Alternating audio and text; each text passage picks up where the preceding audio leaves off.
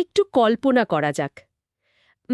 এমন একজন মানুষের কথা ভাবুন যার মেজাজ খারাপ হলে আক্ষরিক অর্থে গোটা বিশ্বের অর্থনীতি ধসে পড়তে পারে। বাপরে, মানে একেবারে গ্লোবাল ক্রাইসিস যাকে বলে। একদম।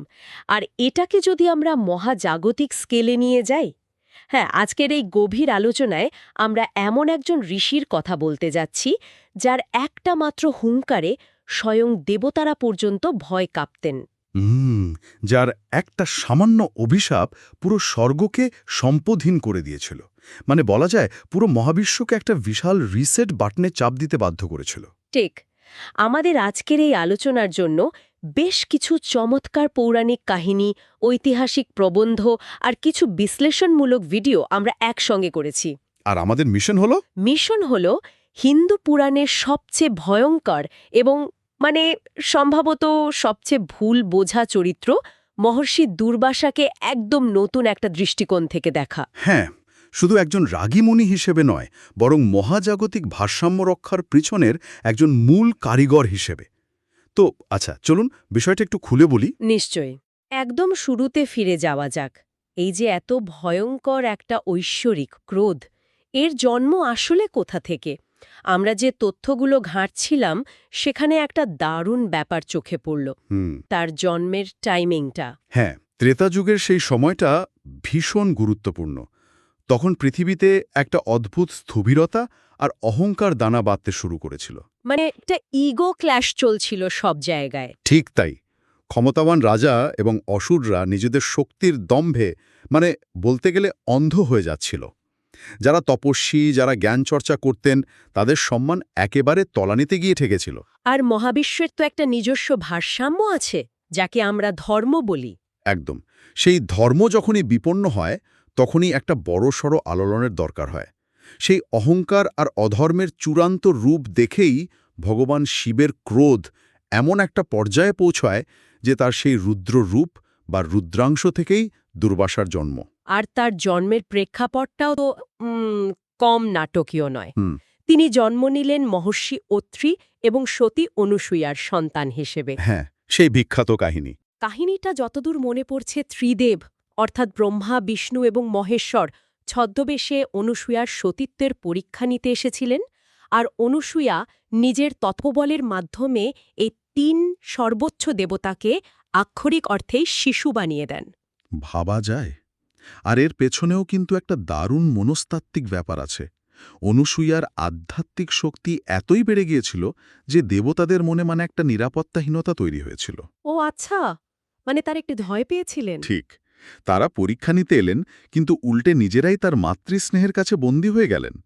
পরে যখন তারা নিজেদের রূপে ফিরে আসেন, তখন আশীর্বাদ স্বরূপ ৩ পুত্র জন্ম নেয়। ব্রহ্মা, বিষ্ণু আর মহেশ্বরের অংশে, তাই তো? হ্যাঁ, ব্রহ্মার অংশে চন্দ্র, বিষ্ণুর অংশে দত্তাত্রেয় এবং শিবের অংশে জন্ম নেন দুর্বাসা। এই নামটার মানেও তো খুব অদ্ভুত। দুর্বাসা মানে যার সাথে বাস করা কঠিন। একদম। কিন্তু এখানে সবচেয়ে চমকপ্রদ বিষয়টা হলো তার চরিত্র। শিবের এই অবতার শুধু অন্ধ ধ্বংসের জন্য আসেনি। শুধু ভাঙচুর করার জন্য নয়। না, আমরা যদি সূত্রগুলো গভীরভাবে লক্ষ্য করি, দেখব দুর্বাসার চোখ সবসময় ক্রোধে লাল থাকত। তার উপস্থিতি ছিল ভয়ঙ্কর, কিন্তু একই সাথে তিনি ছিলেন একজন ত্রিকালদর্শী মহাযোগী। আচ্ছা। তিনি অষ্টাঙ্গ যোগের সবকটি ধাপে যম, নিয়ম, আসন, প্রাণায়াম থেকে শুরু করে একেবারে চূড়ান্ত সমাধি পর্যন্ত সবকটিতে সিদ্ধিলাভ করেছিলেন। দাঁড়ান, এই জায়গাটাতেই আমার একটা বিশাল খটকা লাগে। কিরকম? এই দুটো জিনিস তো সম্পূর্ণ বিপরীতমুখী। একজন মানুষ যিনি সমাধির চূড়ান্ত স্তরে পৌঁছেছেন, যার ভেতরে পরম আধ্যাত্মিক প্রশান্তি থাকার কথা, তিনি আবার সবসময় রাগে ফুটছেন কিভাবে? খুব ভালো একটা পয়েন্ট তুলেছেন। তার রাগ কি তাহলে সাধারণ মানুষের রাগের মতো নয়? এটা কি অনেকটা ধরুন ফরেস্ট ম্যানেজমেন্ট বা বনের নিয়ন্ত্রিত আগুনের মতো? নিয়ন্ত্রিত আগুন? হ্যাঁ, যাকে কন্ট্রোলড বার্ন বলে আর কি। অনেক সময় দেখা যায় পুরনো আর ক্ষতিকর আগাছা পুড়িয়ে ফেলার জন্য বন বিভাগ ইচ্ছে করে বনে আগুন লাগিয়ে দেয়। ও আচ্ছা। যাতে নতুন গাছ জন্মানোর বা নতুন ইকোসিস্টেম তৈরি হওয়ার পথ পরিষ্কার হয়। দুর্বাসার রাগটাও কি সেরকম কিছু? অসাধারণ একটা তুলনা। আপনি একদম ঠিক জায়গাটা ধরেছেন।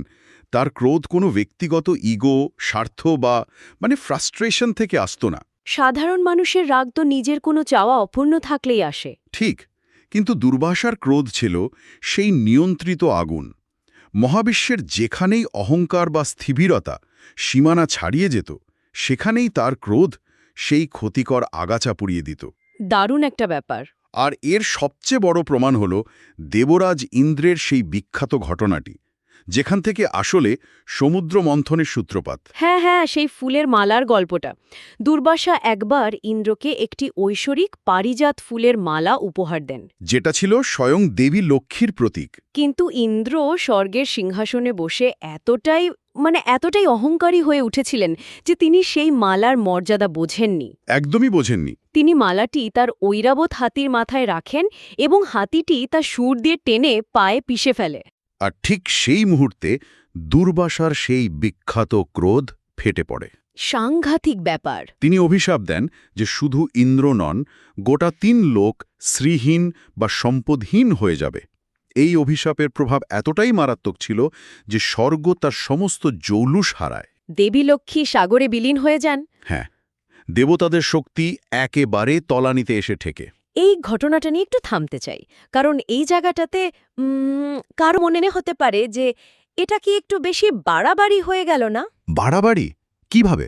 মানে একজন নেতার ইগো বা একটা সামান্য ভুলের জন্য পুরো মহাবিশ্বের অর্থনীতি ধসিয়ে দেওয়া, দেবতাদের একেবারে রাস্তায় নামিয়ে আনা, যাকে বলে একটা বিশাল ওভার রিয়াকশন, এর কি সত্যি কোনো দরকার ছিল? আপাতদৃষ্টিতে দেখলে এটা চরম ওভাররিঅ্যাকশনই মনে হবে। কিন্তু আমরা যদি এর পেছনের বৃহত্তর চিত্রটার দিকে তাকাই, মানে মহাজাগতিক ইকোসিস্টেমের দিকে তাকাই, আচ্ছা, তাহলে দেখব এই আঘাতটার ভীষণ প্রয়োজন ছিল। স্বর্গ তখন একটা চরম স্থবিরতার মধ্যে দিয়ে যাচ্ছিল। দেবতারা অমরত্ব আর বিপুল সম্পদের মধ্যে থেকে এতটাই আয়েশী আর অহংকারী হয়ে পড়েছিলেন যে তারা সম্পদের প্রকৃত মূল্য ভুলে গিয়েছিলেন। ঠিক তাই, যখন কোনো সিস্টেমে অতিরিক্ত কমফর্ট বা আরাম চলে আসে, তখন সেই সিস্টেম পচতে শুরু করে। ও আচ্ছা, মানে ইন্দ্র শুধু একটা ফুল নষ্ট করেননি, তিনি আসলে মহাজাগতিক সম্পদের প্রতি তার চূড়ান্ত অবজ্ঞার প্রকাশ ঘটিয়েছিলেন। একদম। দুর্বাসার এই সার্জিক্যাল স্ট্রাইক যদি না হতো, তাহলে দেবতারা কখনোই নিজেদের দুর্বলতা বুঝতে পারতেন না।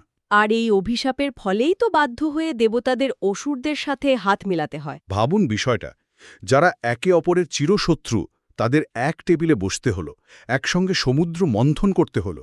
বাপরে, এটা তো একটা বিশাল ব্যাপার। এই চরম সংকট মহাবিশ্বকে সহযোগিতা, কূটনীতি এবং বিনয়ের এক বিশাল পাঠ শিখিয়েছিল। ধাক্কাটা না দিলে ওই অমৃত উঠে আসত না, আর লক্ষ্মীও নতুন রূপে ফিরে আসতেন না। তার মানে এটা কোনো বদরাগীর অভিশাপ ছিল না, এটা ছিল একটা স্ট্রেস টেস্ট বা সিস্টেমকে রিবুট করার একটা উপায়। হ্যাঁ, একেবারে তাই। দেবতাদের রাজা ইন্দ্রের চরম অহংকার তো তিনি মাটিতে মিশিয়ে দিলেন। কিন্তু একটা প্রশ্ন জাগে, দুর্বাসা নিজে কতটা ইগোমুক্ত ছিলেন? খুব ইন্টারেস্টিং প্রশ্ন। তার নিজের তপবল বা ক্ষমতার গর্ব যখন একজন সাধারণ কিন্তু একনিষ্ঠ ভক্তের সামনে পড়ল, তখন কি হল? রাজা অম্বরীশের ঘটনাটা মনে হয় ঠিক এই দ্বন্দ্বটাই আমাদের সামনে তুলে ধরে। অম্বরীশের উপাখ্যানটা দুর্বাসার চরিত্রের অন্যতম বড় একটা টার্নিং পয়েন্ট। রাজা অম্বরীশ ছিলেন ভগবান বিষ্ণুর এক পরম ভক্ত। আচ্ছা, তিনি অত্যন্ত নিষ্ঠার সাথে একাদশী ব্রত পালন করছিলেন। আর আমরা জানি এই ব্রত ভঙ্গের বা পালনের একটা নির্দিষ্ট নিয়ম থাকে, একটা খুব ছোট সময়ের জানালা থাকে। একদম। আর ঠিক সেই মুহূর্তেতেই অতিথি হিসেবে দুর্বাসা এসে উপস্থিত হলেন। অম্বরীশ তাকে সাদরে অভ্যর্থনা জানালেন, কিন্তু দুর্বাসা বললেন তিনি নদীতে স্নান করে আসবেন। এদিকে স্নান করতে গিয়ে তার অনেকটা দেরি হয়ে যায়। হ্যাঁ, আর পারণের সময় পার হয়ে যেতে থাকে। অম্বরীশ পড়লেন এক বিশাল ধর্মসংকটে। কারণ সময় পার হয়ে গেলে ব্রতের ফল নষ্ট হবে, আবার অতিথিকে না খাইয়ে নিজে খেলে অতিথিকে চরম অপমান করা হবে। ঠিক তখন অম্বরীশ রাজপুরোহিতদের পরামর্শে একটা সূক্ষ্ম বুদ্ধি বের করলেন। তিনি শুধু একটু চরণামৃত বা জল পান করলেন। এতে উপবাসও ভাঙল, আবার পেট না ভরায় অতিথির সম্মানও রক্ষা হল। দারুণ ট্যাকটিক্স। কিন্তু দুর্বাসা যখন ফিরে এলেন এবং নিজের দিব্য দৃষ্টি দিয়ে বুঝতে পারলেন যে অম্বরীশ জলপান করেছেন, তখন তার সেই ভয়ঙ্কর ক্রোধ আবার মাথাচাড়া দিয়ে উঠল। তার মনে হল প্রোটোকল ভাঙা হয়েছে। হ্যাঁ, একজন সাধারণ গৃহস্থ রাজা তার মতো একজন অতিকায় মহর্ষিকে অপেক্ষা করিয়ে রেখে নিজে ব্রত ভেঙেছেন। তিনি জটা ছিঁড়ে কৃত্যা নামক এক ভয়ঙ্কর রাক্ষসী সৃষ্টি করলেন অম্বরীশকে মেরে ফেলার জন্য। বাপরে! কিন্তু চমকপ্রদ ব্যাপার হল, এত বড় একটা বিপদ সামনে দেখেও অম্বরীশ বিন্দুমাত্র বিচলিত হলেন না। একদমই না। তিনি অহংকার বা ভয় কোনোটিই দেখালেন না, কেবল হাত জোর করে দাঁড়িয়ে রইলেন। আর তখনই তো ভগবান বিষ্ণুর সুদর্শন চক্র আবির্ভূত হল। চক্রটি শুধু রাক্ষসীকেই ভস্ম করল না, সোজা দুর্বাসাকে তাড়া করতে শুরু করল। আর এখানেই দুর্বাসার ক্ষমতার সীমাবদ্ধতা ধরা পড়ে গেল। তিনি প্রাণের ভয়ে পুরো ব্রহ্মাণ্ড ছুটলেন। প্রথমে ব্রহ্মা, তারপর শিব এবং শেষে স্বয়ং বিষ্ণুর কাছে গেলেন আশ্রয় চাইতে। কিন্তু তারা সবাই হাত তুলে নিলেন। বিষ্ণু খুব পরিষ্কার ভাষায় জানিয়ে দিলেন যে, আমি তো আমার ভক্তের দাস, আমার ভক্ত অম্বরীশ ছাড়া এই চক্র আর কেউ থামাতে পারবে না। বাধ্য হয়ে দুর্বাসাকে সেই রাজা অম্বরীশের কাছেই ফিরে আসতে হলো ক্ষমা চাইতে। ভাবা যায়, এত বড় একজন মুনি একজন রাজার কাছে ক্ষমা চাইছেন। এই পুরো দৃশ্যটা ভাবলে আমার একটা দারুণ অ্যানালজি মনে পড়ে। এটা অনেকটা প্রচণ্ড শক্তি নিয়ে জলের সাথে যুদ্ধ করার মতো। জলের সাথে যুদ্ধ মানে? ধরুন, কোনো এক অজিয় মার্শাল আর্টস মাস্টার দুর্বাসা তার সমস্ত মহাজাগতিক ক্ষমতা আর ক্রোধ নিয়ে একটা বিশাল ঘুষি মারলেন, কিন্তু অম্বরীশের ভেতরে কোনো ইগো বা অহংকার ছিল না। তিনি ছিলেন জলের মতো তরল। ও আচ্ছা। ফলে সেই ঘুষি আছড়ে পড়ার কোনো জায়গা পেল না। উল্টে সেই শক্তি বুমেরাং হয়ে দুর্বাসার দিকেই ফিরে এলো। খুব সুন্দর বলেছেন। ঠিক জলের মতোই। এই ঘটনাটা প্রমাণ করে দিল যে ভক্তি এবং সম্পূর্ণ সমর্পণের কাছে যে কোনো জাগতিক তপবল বা ঐশ্বরিক ক্ষমতাও হার মানতে বাধ্য। একদম তাই। আর সবচেয়ে বড় কথা, দুর্বাসার মতো একজন রাগী মুনিও এই সত্যটা খুব স্পষ্টভাবে মেনে নিয়েছিলেন। তিনি অহংকার আঁকড়ে ধরে বসে থাকেননি, তিনি নিজের ভুল বুঝতে পেরেছিলেন। এটাই তো আসল মহত্ব। আরেকটা দারুণ ঐতিহাসিক সংযোগ দেখুন।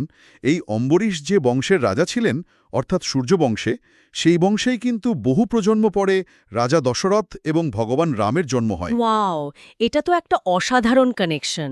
তার মানে রামায়ণের ভিত এক অর্থে দুর্বাসার এই পরীক্ষাতেই তৈরি হয়েছিল। ঠিক তাই। কারণ অম্বরীশের ওই অটল ভক্তি যদি সেদিন প্রমাণিত না হতো, তাহলে হয়তো সেই বংশের আধ্যাত্মিক গৌরব এতটা দৃঢ় হতো না, যেখানে স্বয়ং অবতার জন্ম নিতে পারেন। একদমই তাই। অম্বরীশের এই উপাখ্যান দিয়ে রামায়ণের একটা পরোক্ষ প্রেক্ষাপট তৈরি হয়েছিল। কিন্তু আমরা যদি মহাভারতের দিকে তাকাই, সেখানে দুর্বাসার ভূমিকা অনেক বেশি প্রত্যক্ষ। হ্যাঁ, সেখানে তিনি যেন পুরো গল্পের একজন অদৃশ্য পরিচালক। মহাভারতের প্রায় প্রতিটি মূল চরিত্রের ভাগ্য নির্ধারণের পেছনে তার কোনো না কোনো হাত আছে। হ্যাঁ, কুন্তির গল্পটাই ধরুন না।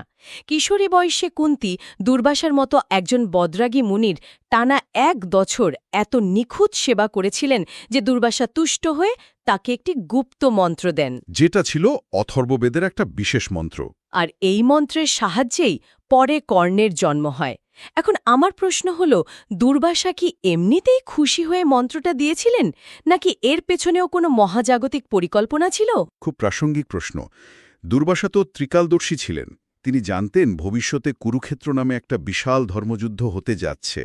আর সেই যুদ্ধে ভারসাম্যের জন্য দুই পক্ষেই সমান শক্তিশালী যোদ্ধার প্রয়োজন হবে। ঠিক। কর্ণের মতো একজন বীর ছাড়া মহাভারতের যুদ্ধের ওই তীব্রতা তৈরি হতো না। তাই কুন্তিকে ওই মন্ত্র দেওয়াটা কোনো আকস্মিক আশীর্বাদ ছিল না, এটা ছিল ভবিষ্যতের ছক সাজানো। বাপরে, এত দূর ভেবেছিলেন তিনি! আবার ধরুন পাণ্ডবদের বনবাসের সময় সেই বিখ্যাত ঘটনাটা। দুর্যোধন যখন চক্রান্ত করে দুর্বাসাকে তার হাজার হাজার শিষ্যসহ পাণ্ডবদের আশ্রমে খাবার খাওয়ার জন্য পাঠান। হ্যাঁ, সময়টা এমন ছিল যখন দ্রৌপদীর অক্ষয় পাত্র সেদিনকার মতো খালি হয়ে গিয়েছিল। দুর্বাসার তার শিষ্যরা নদীর ঘাটে স্নান করতে গেছেন। এদিকে দ্রৌপদী আশ্রমে ভয়ে কাটা হয়ে আছেন যে খাবার দিতে না পারলে তো মহর্ষি অভিশাপ দিয়ে ভস্ম করে দেবেন। ঠিক তখন কৃষ্ণ এলেন।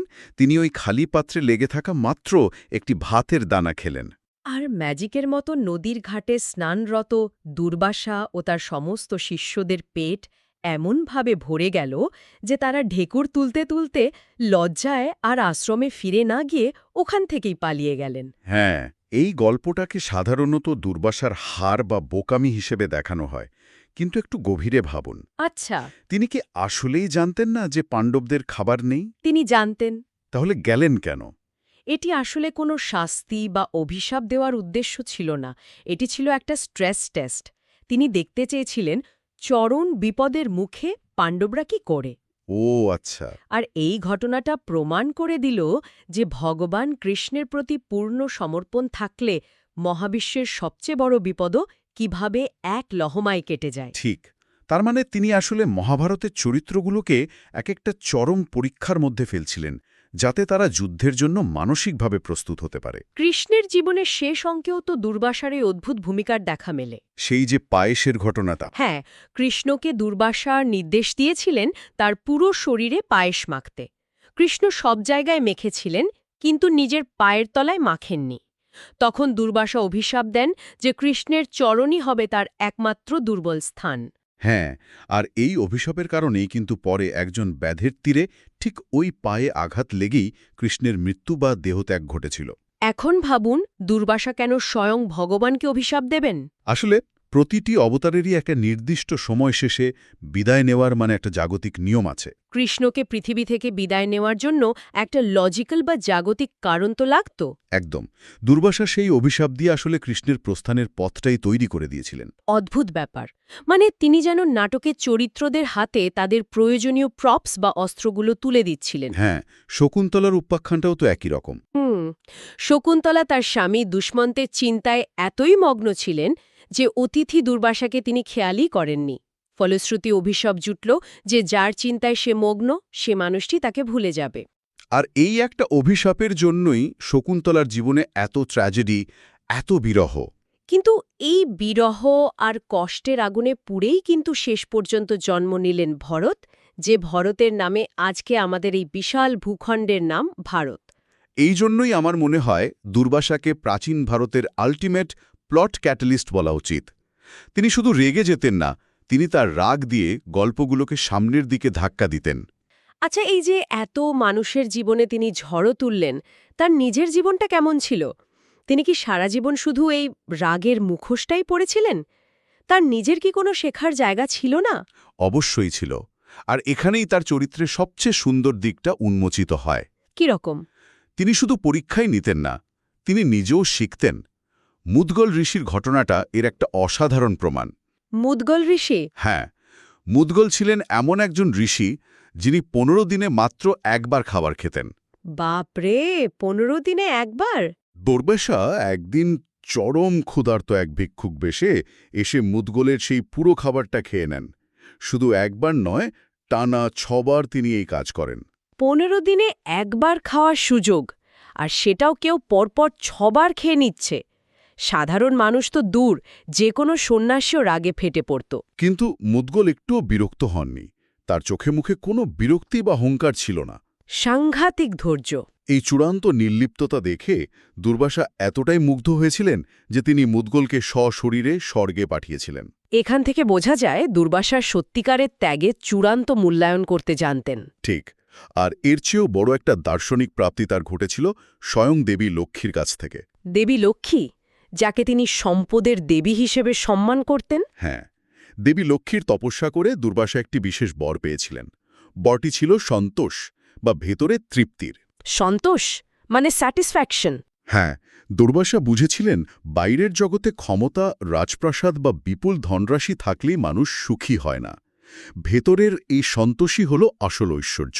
যে মানুষের ভেতরে সন্তোষ আছে, বাইরের কোনো কিছুই তাকে টলাতে পারে না। একদম। কি একটা প্যারাডক্স, তাই না? যে মানুষটা বাইরে থেকে সারাক্ষণ অগ্ন্যোৎপাতের মতো ফুঁসছেন, মহাবিশ্বের সবচেয়ে রাগী মানুষ হিসেবে পরিচিত, তার ভেতরে রয়েছে পরম তৃপ্তি বা সন্তোষের আশীর্বাদ। ঠিক। আর তার ব্যক্তিগত জীবনের একটা ঘটনাও তো খুব ইন্টারেস্টিং। কৃষ্ণের বোন একাংশার সাথে দুর্বাসার বিয়ে হয়েছিল। আচ্ছা, বিয়েও করেছিলেন তিনি? হ্যাঁ, কিন্তু বিয়ের পর তিনি যখন তপস্যার জন্য স্ত্রীকে ত্যাগ করে বনে চলে যাচ্ছিলেন, তখন কিন্তু কৃষ্ণ তাকে আটকেছিলেন। কেন আটকালেন? কৃষ্ণ তাকে বুঝিয়েছিলেন যে দায়িত্ব থেকে পালিয়ে গিয়ে বনে বসে থাকলেই ধর্মরক্ষা হয় না। সংসার এবং সন্ন্যাস, এই দুটোর মধ্যে ভারসাম্য রক্ষা করাটাই আসল কাজ। এটা তো শ্রীমদ্ ভগবদ্গীতারও মূল শিক্ষা। একদম। আপনি আপনার স্ত্রীর প্রতি দায়িত্ব পালন না করে যদি আধ্যাত্মিক সিদ্ধি লাভ করতে চান, সেটা হবে এক ধরনের স্বার্থপরতা। দুর্বাসা এই যুক্তি মেনে নিয়েছিলেন এবং তিনি তার স্ত্রীর কাছে ফিরে গিয়েছিলেন। তাহলে এই পুরো আলোচনা থেকে আমরা কি পেলাম? দুর্বাসা কি সত্যি সেই বদরাগী খলনায়ক যেমনটা আমরা ছোটবেলা থেকে শুনে আসি? মোটেই না। এই ঘটনাগুলো আমাদের একটা অত্যন্ত গুরুত্বপূর্ণ প্রশ্ন সামনে এনে দাঁড় করায়। প্রকৃত ধর্ম আসলে কি? হুম। ধর্ম কি কেবল আচার অনুষ্ঠান, যজ্ঞ বা বনে গিয়ে বসে থাকার মধ্যে সীমাবদ্ধ? না, প্রকৃত ধর্ম হল ভেতরের শৃঙ্খলা, নিজের ইগো বা অহংকারকে চেনা এবং জীবনের প্রতিটি ক্ষেত্রে ভারসাম্য রক্ষা করা। দুর্বাসা ছিলেন কর্মফলের এক জীবন্ত আয়না বা মিরর অফ কর্মা। সত্যি তাই। যার যেমন কর্ম, যার যেমন মানসিকতা, দুর্বাসার সামনে পড়লে সে ঠিক সেই রকম প্রতিফলনই দেখতে পেত। অহংকারী ইন্দ্র দেখলেন ধ্বংস, একনিষ্ঠ অম্বরীশ দেখলেন ক্ষমা, আর ত্যাগী মুৎকল দেখলেন মুক্তি। তিনি আমাদের চোখে আঙ্গুল দিয়ে দেখিয়েছেন যে রাগ জিনিসটা সবসময় খারাপ নয়। ঠিক। রাগ যদি ব্যক্তিগত ইগো বা স্বার্থপরতা থেকে না এসে বৃহত্তর কল্যাণের জন্য, সিস্টেমের স্থবিরতা ভাঙার জন্য আসে, তবে তা পবিত্র হতে পারে। তার প্রতিটা অভিশাপের গভীরে একটা না একটা বৃহত্তর সৃষ্টির বীজ লুকিয়েছিল। আজকের এই আলোচনাটা আমার মনে হয় আমাদের দৈনন্দিন জীবনের সাথেও খুব প্রাসঙ্গিকভাবে জুড়ে যায়। কি হবে?